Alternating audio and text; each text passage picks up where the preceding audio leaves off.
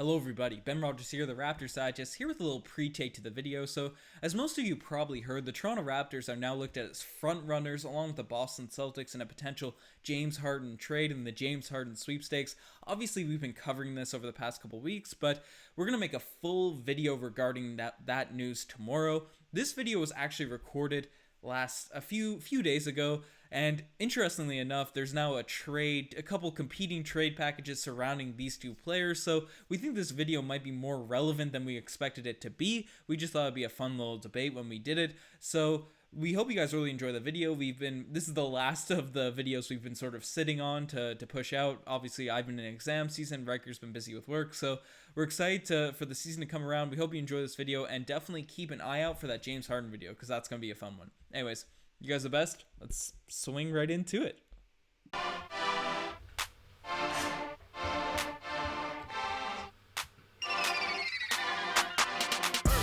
Hello everybody, Ben Rogers here, the Raptors Digest, reacting to not news as such, more so a debate I had with one of my Celtics friends doing an assignment, Riker, and you and I sort of discussed this would be a really interesting topic for a video to see where people are thinking. It's a debate. You saw it in the title. Pascal Siakam, Jaylen Brown. Pascal Siakam, a two-time All-NBA guy, and obviously was the leader of the Toronto Raptors. Jaylen Brown hasn't been an All-Star yet, but still had a really strong season for the Celtics last year. We'll bring up the stats after, and I thought this was clearly going to be a Siakam has the edge. No debate, just blasphemous. We were debating Siakam, Jason Tatum at the end of last season pre-bubble, and Jaylen Brown I thought would get ridden to the wayside, but then my friend decided to make a Reddit post. Finn Wright, you can see his account, decided to ask the people of Reddit what they thought of this debate. r/NBA. Yeah, and we'll leave the comment. It's down in r/NBA, so it should be bipartisan, and we'll leave the link to the post down below. And it was overwhelmingly Jaylen Brown. The only mention of Siakam was me. It got a few upvotes, but it's just crazy, right? And what's your take on this before we get into the stats, get into the nitty gritty? Because I think this is wild. First of all, Ben, I hope we properly title this, because if things go according to plan, we will have an overwhelming amount of Celtics fans in the comments, which doesn't often happen. And I know it's always fun for the diehard Raptors fans to get into little arguments with them. So I hope that this is, I hope that the title brings in both sides, because there is a legitimate argument to be had. Ben, if you look at stats, Siakam has the edge. It's set for efficiency. But then you look at per 36, which kind of evens the playing field. Siakam does look like the better player all around, because obviously Jaylen Brown got less minutes. We'll break it down in more detail. But it's stats-wise, Pascal Siakam should have the edge. The Celtics fans' argument is going to be, well, Jaylen Brown thrived in the Toronto-Boston series, and yet Pascal Siakam did terrible because Jaylen Brown was the guy defending him for the majority of the time. Well, I'd argue you could have Kemba Walker defending Pascal Siakam in the post. Would have made no difference. Siakam just could not hit his baby hooks. He could not hit his spin shots. There was, he had absolutely zero polish. I don't want to give any credit to the defense in that whole series and that whole matchup.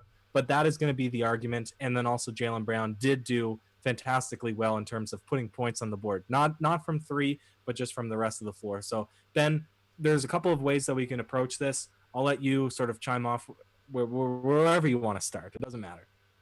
Yeah, for sure. So the first thing I'll bring up, the first thing we'll look at is Jaylen Brown's stats. 20 points per game, 6 rebounds, 2 assists, 48% from the field, 38% from the three-point line. So those are Brown's stats, and we'll pull up Siakam's as well. So Siakam, he averaged 23 points per game, 7 rebounds, 4 assists, 45% from the field, 36% from the three-point line. They're both similar for free throw shooting, and you brought it up, Jaylen Brown, I think you said, is a little bit more efficient, or am I wrong in saying that? That's the marquee difference there, Ben, is that really he's shooting 48% from the field. I think he's shooting 38% from three, he's shooting 55% from the two-point line, whereas Pascal Siakam, he's doing it on lesser numbers, only 50%, so he's 5% less from two. He's about 3% less from three. So just all around less efficient. But he's also putting up 3 extra shots per game. He's getting about, what is it, 5 extra minutes per, 3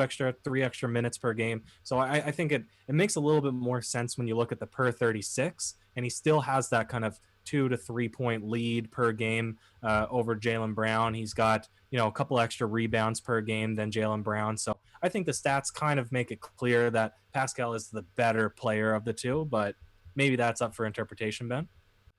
So the stats say Pascal Siakam. That's just something that Siakam puts up better numbers, even though for all the things he brought up. I think per 36, however you want to look at it, Siakam is sort of that guy. But then you take into account that he is the lead man on this Toronto Raptors team. He is the focal point on the defensive end. He is the person that everyone is looking at, targeting, all that sort of stuff. And doing it as a big man, doing it on a team that just lost their superstar player, he was able to put up these numbers, called upon all this in this weird situation of a season, especially during the pre-pandemic, the way he was playing prior to the bubble, because these stats were even better prior to the bubble. He was able to lead this Toronto Raptors team to a number 2 seed, ahead of the Boston Celtics. Jaylen Brown is playing off a guy like Jason Tatum, playing off a guy like Kemba Walker, who I think both of them are more offensive threats than Jaylen Brown was. Even Gordon Hayward, when he was healthy in the regular season, helped Jaylen Brown sort of get open, was able to sneak in as like the 4th option on the offensive end. I guess people will argue he's the 3rd option, but maximum 3rd option. And it's easy to be more efficient. It's easy to do all that sort of stuff when you're playing off another scorer and Tatum and a guy like Kemba Walker, who's a score-first player. That's all their sorts of things. So I think that's the argument for efficiency. I've also heard arguments about Jaylen Brown sort of being a guy that's a little bit younger. We're not really taking age into account. We're looking at the guy's level of play right now. But the big point that I remember sort of the Celtics fans sort of rambling off with and saying was Siakam gets his numbers off of weak teams. He's not performing, he'll play well against the Atlanta Hawks or the Sacramento Kings and he'll get his numbers up and stuff. But that really wasn't the case last season. Siakam obviously did well against those poor teams, but he had game winners against Joel Embiid and the 76ers. In that Warriors game when Steph Curry was back, obviously the Warriors were dreadful last year, but Steph was back at this point, really took over that game down the stretch against Draymond Green. There's countless moments last season. He did have a couple of notable poor performances, particularly really only against the Celtics on Christmas Day and those opening nights where he didn't play that well, and one game against Giannis last year. Those are the 3 that really spark out of my mind, where he played bad against good teams prior to the bubble, but he was great in all of the other performances. I don't really know where But here's the thing, Ben. Here's the thing. How often are we watching Jaylen Brown play, if not the games that the Boston Celtics are playing against the Toronto Raptors? So it's obvious the Celtics are thinking the same thing. How often are they watching Pascal Siakam, except to see him fail and put up dismal performances against their home team? So they're going to have this inherent bias, and it doesn't speak any better to our argument, the performance that over 7 games Pascal Siakam attempted to put up against the Boston Celtics in the playoffs. And you look at his 3-point shooting, I need to plug this before it absolutely makes my brain explode. How bad this is. How bad it is. 0 for 3, 1 for 4, 1 for 4, 2 for 13, 0 for 2, 0 for 5, 0 for 1. I mean, that's an average of less than 20% from 3 over an entire playoff series. And he shot basically even worse from 2, like not worse technically, but in terms of him getting the shots that he would be typically able to make and just missing them, coming up short, clunking them off the back of the rim. That's why I said at the beginning, you could have put Kemba Walker, you could have put Daniel Tice, you could have put whoever you want basically on him down the block. Siakam wasn't good against the Nets with only Karis LeVert and a bunch of D-leaguers. He wasn't good the entire bubble, right? This wasn't a playoff collapse or whatnot. It wasn't Jaylen Brown clamping him up. It was just Siakam wasn't there. But I'll let you continue. I just wanted to explode a little. Yeah, and then I'm not going to tell. It's a good point to make, but I'm not going to take away from the fact that Jaylen Brown put up at worst 16 points in a game. He was 27, 31, 21, 17, 19. He put up good points against the Toronto Raptors, which were actually throwing different types of rotation defensive wise and trying to sort of contain how can they get out and guard these 3-point shooters, especially when even guys like Daniel Tice are hitting their threes. And that's why we saw the small ball lineup. But if you want to criticize Jaylen Brown's games, he shot equally as poorly. He had a 2 for 11 game. He had a 4 for 13 game, a 1 for 7 in game 7, all from 3. So I think it actually is a lot closer than what people are making it out to be in terms of how poorly they played in that playoff series. And then you can bring in the rest of the arguments that, again, Pascal Siakam is the guy. You shut down Pascal Siakam, you shut down the Toronto Raptors, right? You shut down Jaylen Brown, you're going to get scored on by Kemba. You're going to get scored on by Tatum. You're going to get scored on by the rest of, I think that it overwhelmingly proves, as you said, that it didn't on the NBA Reddit, that Pascal Siakam is the better player. That's why I'm also surprised that this is an argument, Ben. Yeah, it was put on r/NBA, and the point I want to bring up, and you brought it, you just mentioned it. Jaylen Brown wasn't that efficient, even if I think you could make the argument Jaylen Brown was probably better than Pascal Siakam. He wasn't super efficient, whatnot, but that's probably the worst we've seen him play in the last few seasons, honestly, Pascal, and that is what it is, right? That series, you'll concede it. If this debate is Jaylen Brown versus Pascal Siakam in that single playoff series, you got a debate there. We're not going to say that's crazy or whatnot, but the label of playoff choker that has been given to Pascal Siakam right now, I think is a bit crazy. I think that's something that's being thrown out there and said, Siakam just can't play in the playoffs. This dude hit a game winner to win an NBA Finals. He hit a shot that put us ahead with 20 seconds left to win an NBA championship. This dude balled out, but specifically before he hurt his calf in that Sixers series, but he was just a beast those first 2-3 games against the Philadelphia 76ers. Against the Bucks, he was playing great defense, and in the wall we sort of made against Giannis. He was able to score against them, space the floor, attack. Right, he was doing a really good job. And in the NBA Finals, on the biggest possible stage, this man's in his first NBA Finals game drops 37 points, Riker. This guy is not a playoff choker. Did he have a bad playoff series this year? Sure. Right? You can't argue that him in the playoffs this year was bad. It wasn't a good look. But I think that's more of the bubble, because he wasn't good the entire bubble. He came in, didn't look as crisp, as chiseled as he usually looks in games and stuff, as fast as he usually is. He was sort of settling for these sort of post-fade, backup shots, whatnot.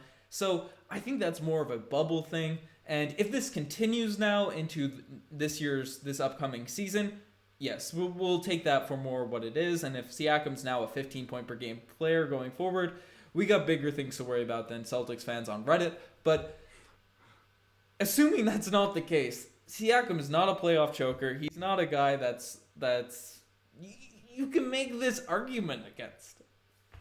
Yeah, and he put up 32 points on 14 for 17 in that first game against Golden State Warriors last year. If I recall correctly, he put up 76 points in that game. You're very close. You're very close at 76. It was actually 32 on 14 for 17, 2 for 3 from 3. But Ben, that entire series, his lowest was 12. He put 32, 12, 18, 19, 12, 26.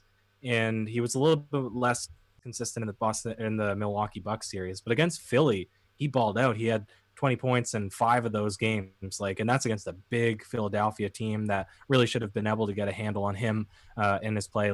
This man, you're absolutely right in all the points that you hit. He has not had enough tenure in the NBA playoffs to be able to label him as a choker, given he performed exceptionally well in the very last playoff series. So I think we can we can shift focus to it being kind of a bubble, possibly an abnormality. And he took the onus on that. He said, I was the reason that the Raptors did not succeed and did not do very well. And he's looking to come back and improve. You look at a guy like Paul George, who pointed fingers and placed blame on his role, and Doc Rivers, etc. So I think Pascal Siakam has the right attitude to bounce back from this.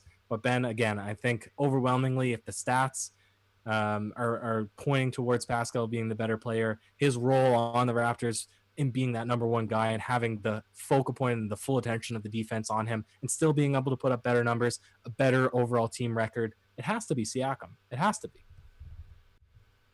Yeah. This is just cheese. I think I didn't understand how most of r/NBA Reddit went with Jaylen Brown, and maybe they're taking the youth factor into account. Maybe they're just looking at that playoff series, but I think that's a bit ludicrous. you guys let us know in the comment section below what you guys think of this. Are we blinded by homerness in this video? Because I don't think we are. I think it's pretty reasonable that Siakam, it should be.